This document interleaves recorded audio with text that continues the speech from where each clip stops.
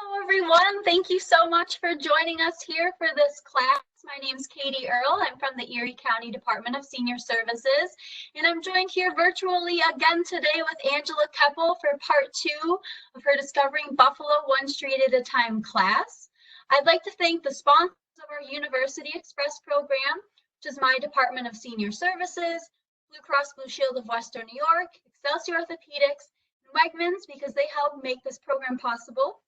And if you ever need any help from Senior Services, please give us a call. If you have questions about benefits, supports, services, we're here for you.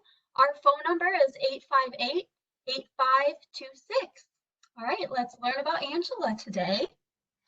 Angela Keppel is an urban planner and history enthusiast. A lifelong Buffalonian, she lives in the juxtaposition between where we've been and where we're going as a city. She runs Discovering Buffalo One Street at a Time, where she blogs Buffalo streets and how they got their names. She works as a project planner with Buffalo Place for the Downtown Business District, and I will turn it over to Angela and we'll learn about part 2. Thanks, Katie. So like Katie said, I was born and raised here in Buffalo. I work as an urban planner, and about a decade ago, I really wanted to know how the street, Keppel Street, got its name, because that's my last name. And so I started doing all this research, and I've learned all these stories about how the streets got their names. So I started a blog. So you can go to buffalostreets.com and you can read about everything I'm going to talk about today, and then also other streets. I've covered about, I think it's like 150 streets so far. And so you can check out the website as well for more information. And so if you didn't watch part 1, you can go back and watch that. But it's not going to matter. Everything today is going to be new, so you don't need that to listen to this one today. So we're going to talk about a bunch of streets now. The first street I want to talk about is Church Street. Church Street is a major downtown road. It really serves now as the entrance ramps to the Skyway and the 190. Church Street tends to be a common road name. It ranks among the top 20 street names across the country. One thing that I think is really interesting is that the first most common street name you would think would be First Street or Main Street, but it's not. It's actually Second Street, because a lot of cities and towns, their main street might be their first street. So it might go Main 2, 3, 4, or Front Street or Water Street tends to be like the first street. So Second Street is actually the most common name. So you can impress your friends at a dinner party someday when we can all get together again. So Church Street was originally named Stadnitsky Street after Peter Stadnitsky. He was a Dutch banker who was an investor in the Holland Land Company. It was actually, the name of the street was changed, and they named it after 3 churches, St. Paul's Episcopal, St. Joseph's Roman Catholic, and First Presbyterian Church. At the time, there were many other churches also downtown. Many of them moved uptown into the suburbs as the city grew, such as First Presbyterian. So if you look at this picture, I don't know if you can see my mouse, but on the left, this is St. Paul's Episcopal. And then in the background here, that's St. Joseph's, that's the Catholic cathedral. And then this was First Presbyterian.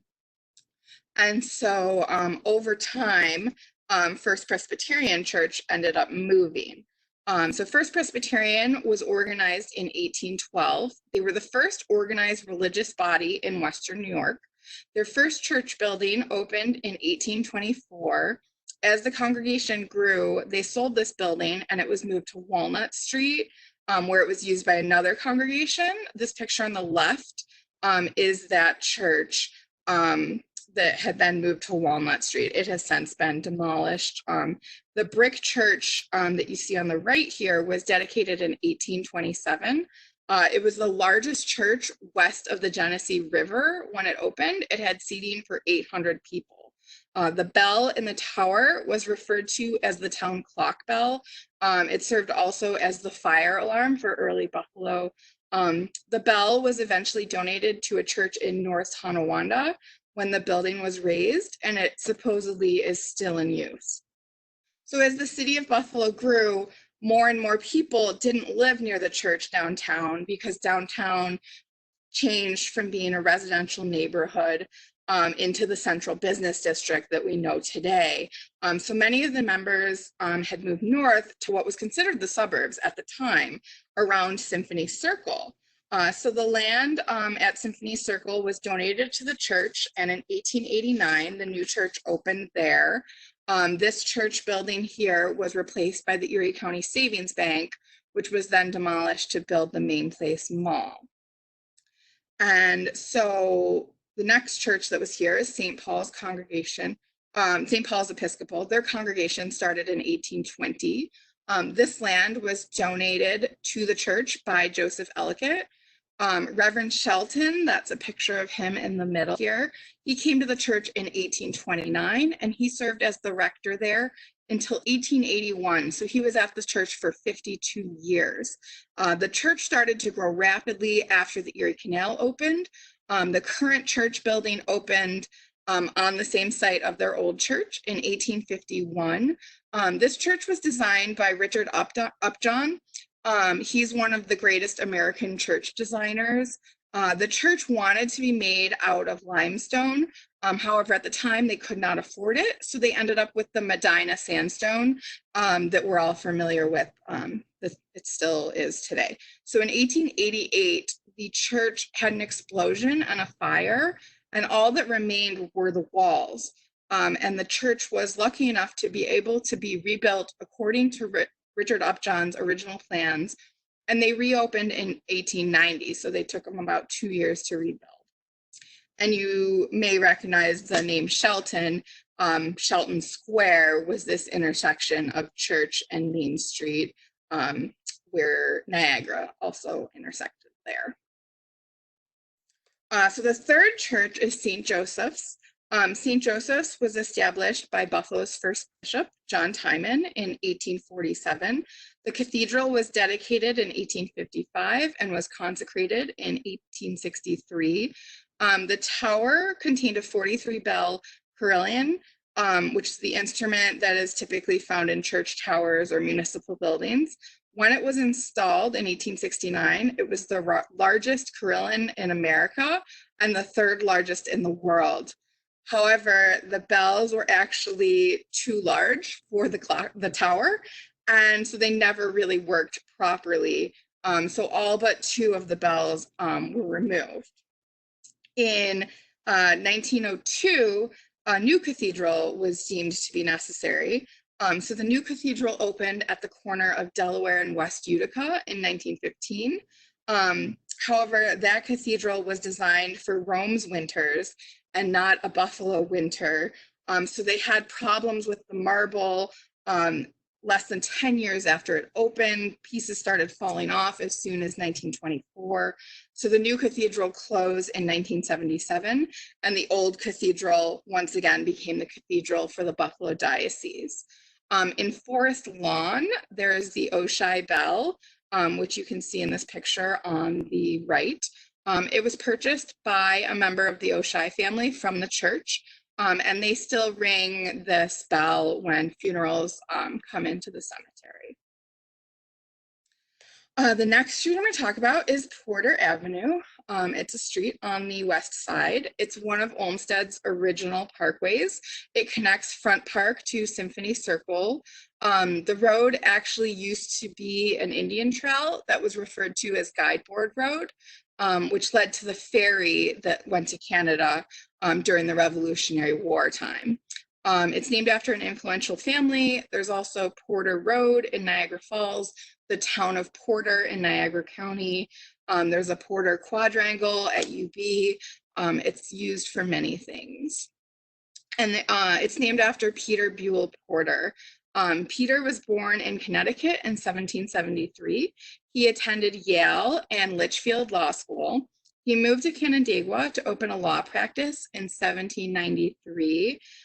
He served as the Ontario County Clerk from 1797 till 1804 and was elected to the New York State Assembly, where he represented Ontario and Steuben counties. While he was in the Assembly, Peter Porter worked with Joseph Ellicott originally to develop Buffalo. He then began to develop his own community 2 miles north of Buffalo, which he called Black Rock. The land that Peter was developing was owned by New York State, unlike the rest of Western New York, which was owned by the Holland Land Company. Mr. Porter purchased the land from the state to lay out a town site.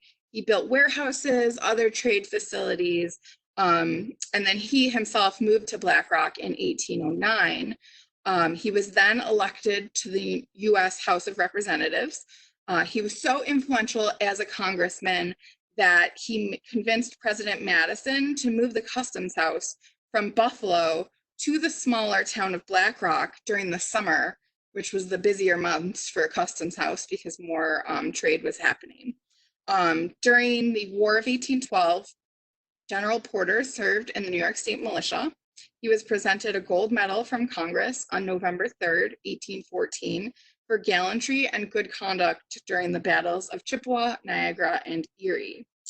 Following the War of 1812, Porter was able to use his influence to get the War Department to repair and improve the roads between Fort Niagara and Black Rock, as well as bring federal funds to the area to build roads and canals. He began to be at odds with Buffalo's leaders because he was bringing this funding to Black Rock. So Peter Porter and his influential friends tried to get the Erie Canal to end in Black Rock, but they were not influential enough against Governor Clinton and the Buffalo folks, which we'll hear a little bit more about in a little bit. So the canal opened in 1825. Buffalo grew as a shipping port, and Black Rock was eventually absorbed into Buffalo. Mr. Porter and his wife, Letitia Breckenridge, built a house at 1192 Niagara Street. Breckenridge Street was originally called Commerce Street, but then Peter Porter then renamed it after his wife's family, Breckenridge. This house was later owned by the Allen family. And Mr. Porter was also president of the Jubilee Waterworks, the first company to bring water into people's homes in Buffalo. In 1837, Mr. Porter decided to abandon his Black Rock. He sold all of his interests there and moved to Niagara Falls, where his brother was living. He died in 1844 and is buried in Oakwood Cemetery in Niagara Falls. 9 years after he died, Black Rock was annexed into Buffalo. Next, we're going to talk about Bird Street. Bird Street is a street on the west side that runs between Delaware Avenue and Niagara Street on the west side. It's just named after birds. I'm just kidding. It's hard to make a joke when you're talking to a computer. So it's named after Colonel William Byrd. He was born in Connecticut in 1797. He spent a year at Yale, but then he decided he was more interested in engineering than Greek and Latin, so he dropped out of school. During the War of 1812, he served with his uncle, Peter Porter. He later served on the Boundary Commission and helped to establish the boundary between Canada and the US in 1817. When he came back to Western New York in 1818, he settled into Black Rock to live near his uncle. He built a large house at 1118 Niagara Street. This is near where Rich Products is today, if you're familiar with that area. The Niagara River was his backyard. When they dug the foundations for this home, they found a brass kettle that was filled with 12 skeletons, each with a hatchet in its head. The bodies were believed to have belonged to a party of French explorers who were heading to Detroit in 1763. It's believed that they were sleeping by the fire when they were surprised and attacked by Native Americans. So I don't know if this house was haunted, but Colonel Byrd and his family lived in the house for 58 years. So apparently if it was haunted, they were okay with it. Colonel Byrd also built Western New York's first flour mill. At the time before this mill was built, everyone had to bring their wheat or anything they wanted ground. They had to bring to Canada. So they were very happy when Mr. Bird built his mill. Once, because they no longer had to do that, he also helped to build the Black Rock Harbor and the piers, and he served as the government inspector of marine navigation for the Great Lakes. He was also president of Erie County Savings Bank for 24 years. He helped to found the Buffalo Niagara Falls Railroad and was superintendent of its construction. He died in 1878, and he is buried in Forest Lawn. Ripley Place is a small street. It runs one block on the west side between Vermont and Connecticut streets near Richmond Avenue. I like to talk about it though because it's named after Miss Mary Ripley, who was kind of a cool woman. She was a teacher at Central High School from the 1860s through the 1880s. She was born in Connecticut in 1831, but she grew up in Alden.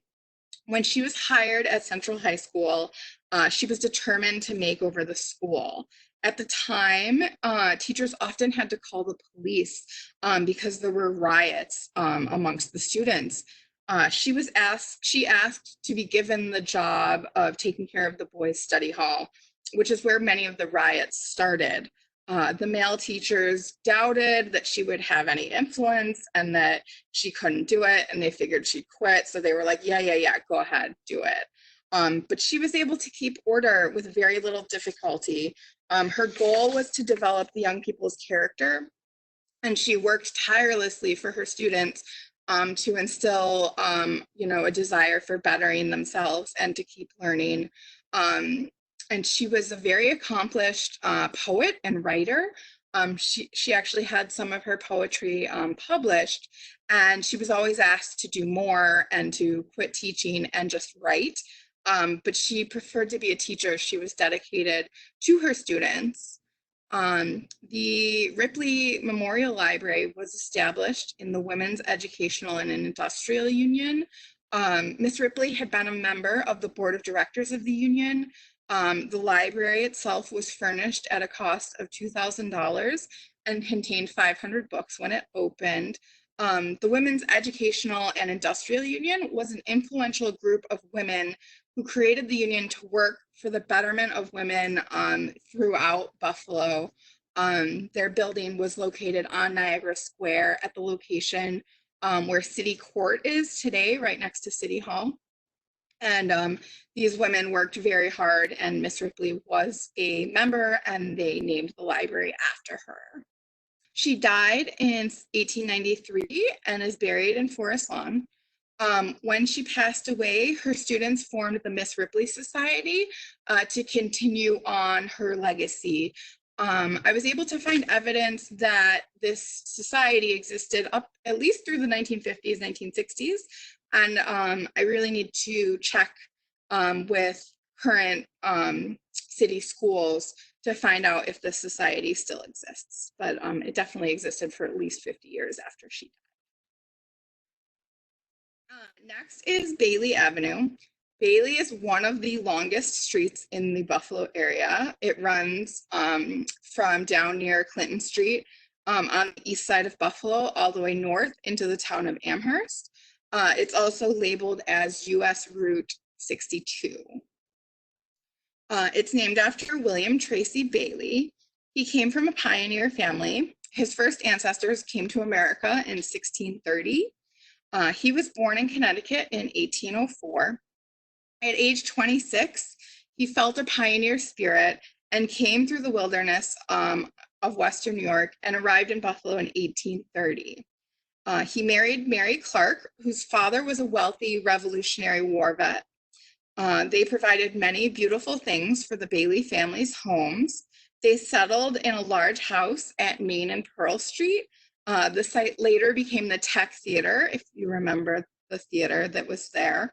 At one point, the house was raided by Native Americans who were fascinated by the nice things in the home.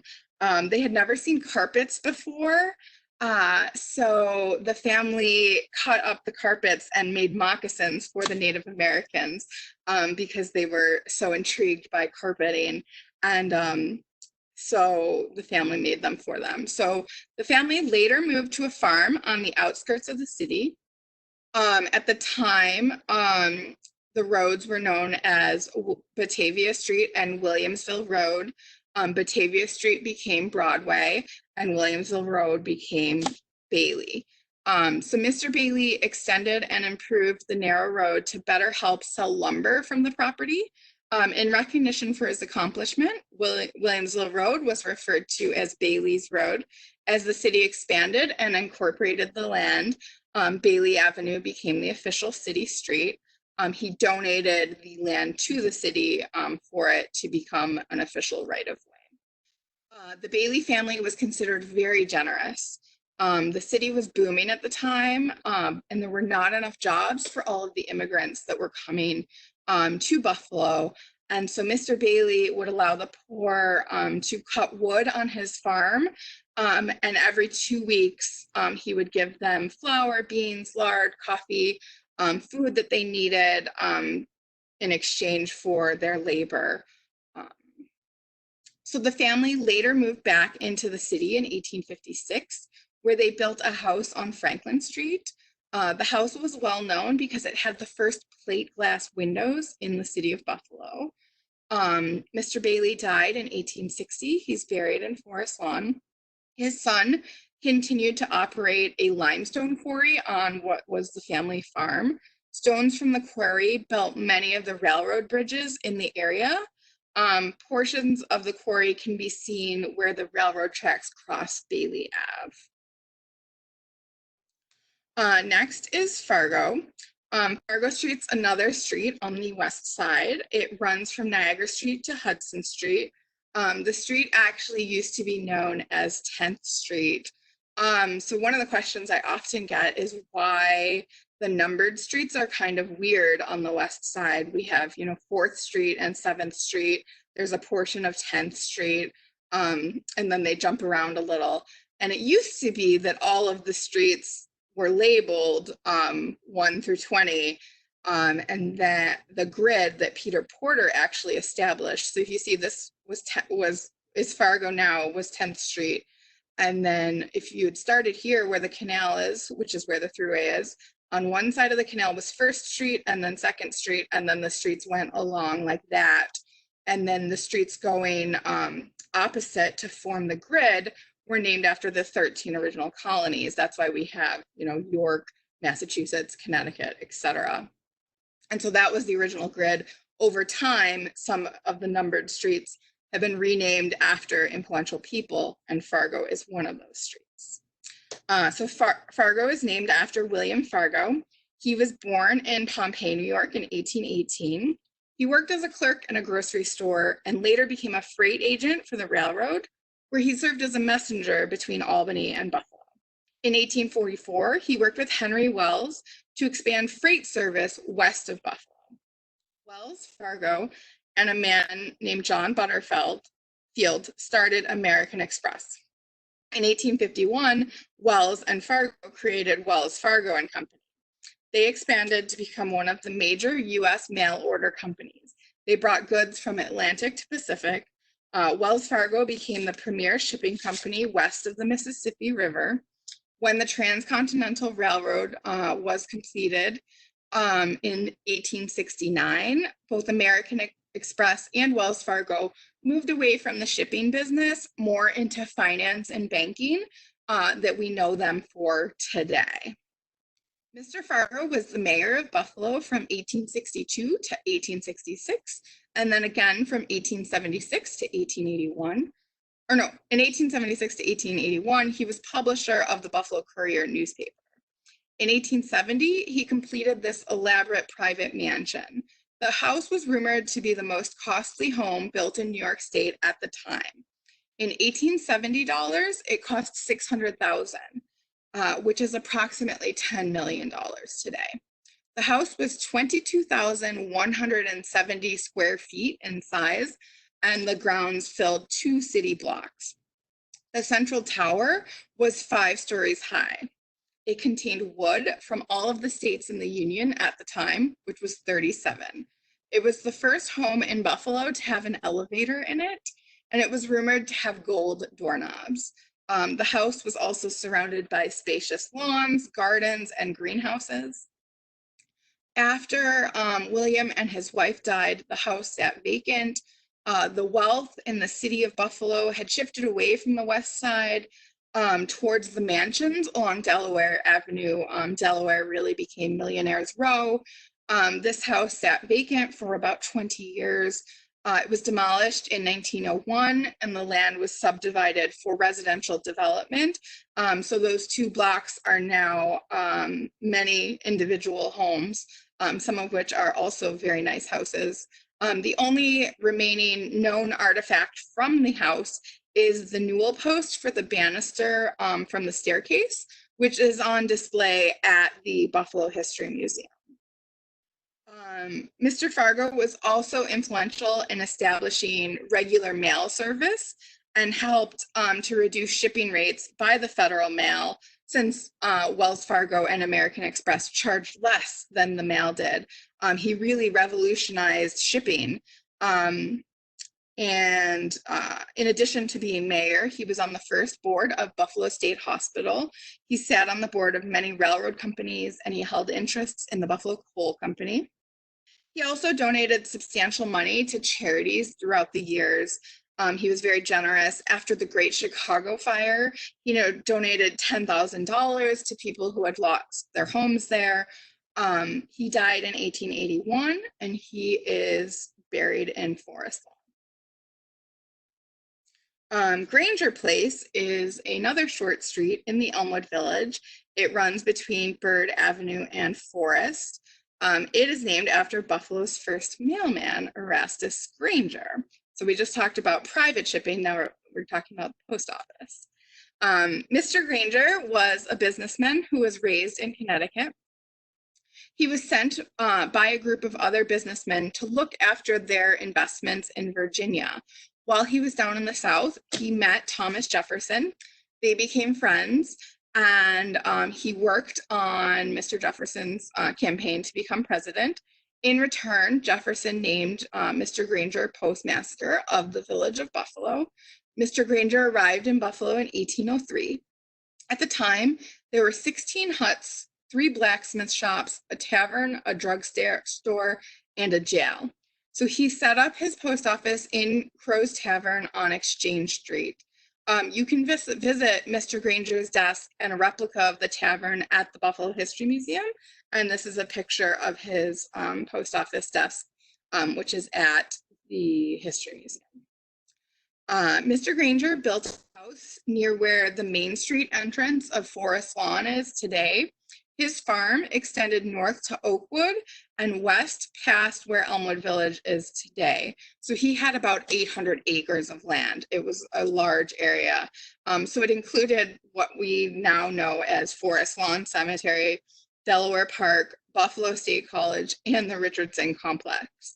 He named it Flint Hill due to the rock that was in the soil. During the War of 1812, Mr. Granger worked with Red Jacket and the other Indian leaders to sign a treaty of neutrality. The Native Americans kept the treaty until Native Americans invaded from Canada, helping the British, at which time the Seneca and the other tribes around here started to join the American efforts. During the winter of 1812 to 1813, Mr. Granger opened his property up to the Army of the Frontier under General Alexander Smythe. They set up camp in anticipation of invading Canada. Nearly 300 soldiers died there. They were buried in Granger's Meadow in Delaware Park. This is the stone marking the location of the burial of the soldiers. We currently play golf on top of graves, which is a kind of strange thing when you think about it. And perhaps we should get rid of that golf course someday, just my opinion. Mr. Granger died in 1826. He is buried on land that he once owned in Forest Lawn, red jacket gave the eulogy at his funeral. Next, we're going to talk about Allen Street. Allen Street forms the backbone of the Allentown neighborhood. It's a well-known street just north of downtown. Historically, the neighborhood formed right where Black Rock and Buffalo came together. That's why some of the streets kind of don't make sense, especially with the one-ways, because the two grids kind of crisscrossed together. It's a vibrant neighborhood now, but it wasn't always that way. When Lewis Falley Allen arrived in Buffalo in 1827, he came with his wife, Margaret Cleveland. When they arrived, Buffalo wasn't yet a city. It was still just a village. When the city was incorporated in 1832, they set North Street as the northern limits of the city. At the time, they thought that's plenty of room for us to grow well out of the outskirts of downtown. And the Allens owned a farm in the vicinity of where Allen Street is today. Lewis's wife, Margaret Cleveland, was actually Grover Cleveland's uncle. Well, Lewis was Grover's uncle.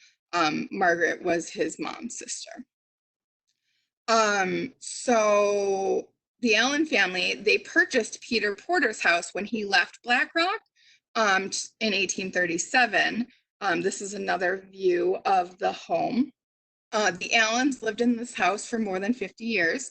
This is the house where a young Grover Cleveland arrived in Buffalo. He was stopping to see his aunt and uncle on a trip to the city of Cleveland, Ohio. His uncle convinced him to study law and to stay in Buffalo instead. He said, you know, Buffalo's growing. There's plenty of lawyers here that you can learn from. Why don't you stay with us? So the Allen farm was actually 29 acres in size, and it ran between Main Street and Hudson Street. As Buffalo began to grow, the Erie Canal opened, things started to boom with industry.